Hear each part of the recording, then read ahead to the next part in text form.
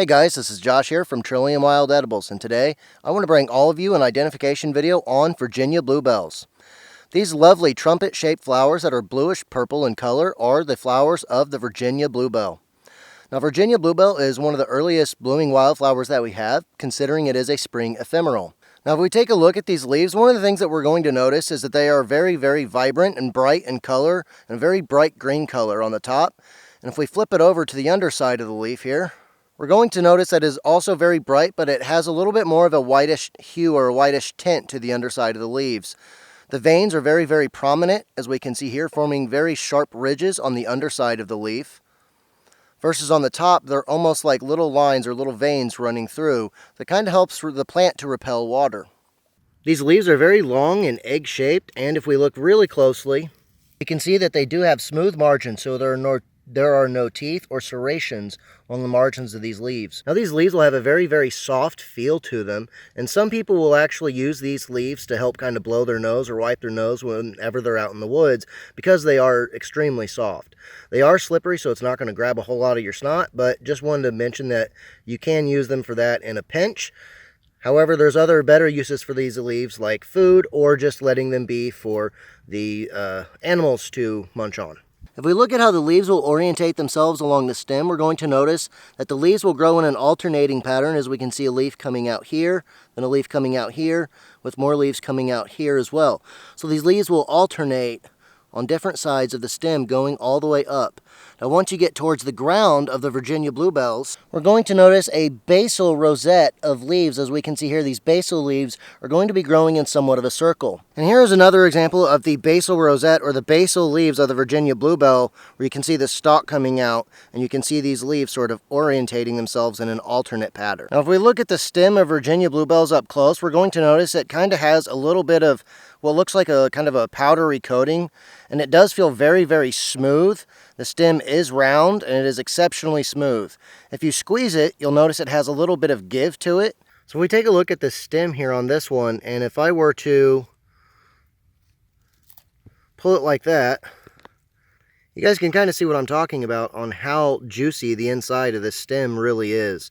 Now, that's actually a good thing for us foragers, because believe it or not, the whole upper portion of this plant is edible. So you can eat the stem, you can eat the flowers, and you can eat the leaves.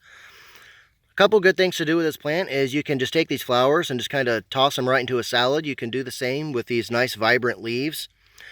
You can also, if you want to, you can take the whole stem with the leaves and flower buds when it's much smaller than this, and you can kind of just saute them up or steam them up and add them to any other recipe that you would normally add things like spinach or asparagus to. If we look at the stem of our Virginia Bluebells as we get further towards the ground, we're going to notice the stem will go from green, and you'll start to see this purple hue or this purple tinging running down the stem of the plant going towards the ground. Now, some plants are going to have more of this than others, like we can see on this one. It's rather distinct, versus on this one here that's a little bit bigger, it is starting to disappear. Now, I've seen bluebells that are anywhere from 3 to 4 feet tall that have this purplish tinge running all the way up and down the stem, and I've seen some at that same height that don't have any. So there is going to be a little bit of variation on this stem as well. Very interesting plant. This plant is rather delicate. Just by me moving my hand, I kind of broke this little leaf right here.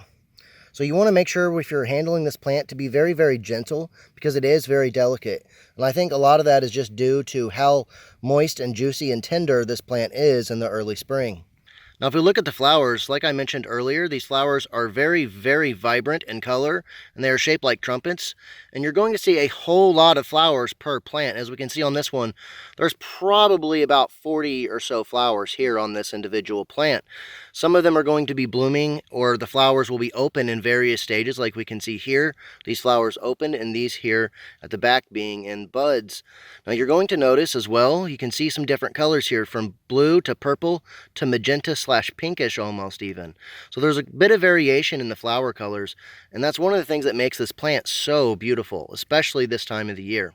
Now, whenever you're out in the woods this time of year, especially from middle of March all the way to the middle of April, is usually where you're going to be finding your bluebells, usually in environments like this. There's a creek right over there, and this is a very low, moist woodland area. And if you can see all these big bright green leaves, those are all the leaves of bluebells. There's a few other plants here like trilliums and Dutchman's breeches and toothwort and a grape hyacinth. And unfortunately there is multiflora rose all over the area as well. However, we can see like those sets of leaves and those sets of leaves and those sets of leaves, those are all Virginia bluebells. Now Virginia bluebell is native to the eastern United States. And this plant can grow to a varying set of heights. Like this one here is this one's probably about 10 to 11 inches in height, but I've seen them grow all the way up to about 3.5 to 4.5 feet in height later in the year. The flowering season of this plant is usually from around the middle of March to the middle towards the end of April in my area of central Indiana. So from your area in the United States, it might be a little bit earlier or it might be a little bit later. Now if we look really close at these flowers, you might notice something really interesting. If we look at this one towards the back here, you can see this sort of cup or bell-like shape. And if we look at this one here, dead on in the center, we can see the pistils and stamens coming out of the center or the throat of the flower. And the petals are not very distinguished. It's basically one big blooming petal by the looks of it. It looks, from this end, it actually looks more like a cup or a saucer. So it's a really interesting shape because whenever we turn it to the side, boom, we get that nice, beautiful trumpet-like shape of the Virginia bluebell flower. So overall, this is an extremely easy plant to identify. Now, what about some of the uses of this plant? Earlier, I'd mentioned the whole top above ground section of the plant is usable. And like I said, you can use it in salads, you can use it in soups, stews, pretty much anything you would add a cooked green or asparagus or spinach to, or even collard greens, you can use this plant in similar fashion. It is extremely delicious, though I will caution you against over-harvesting this plant because it is slow growing and it does take a while to establish itself. So if you're going to harvest Virginia bluebells, I would be very selective and I would not deplete a single area.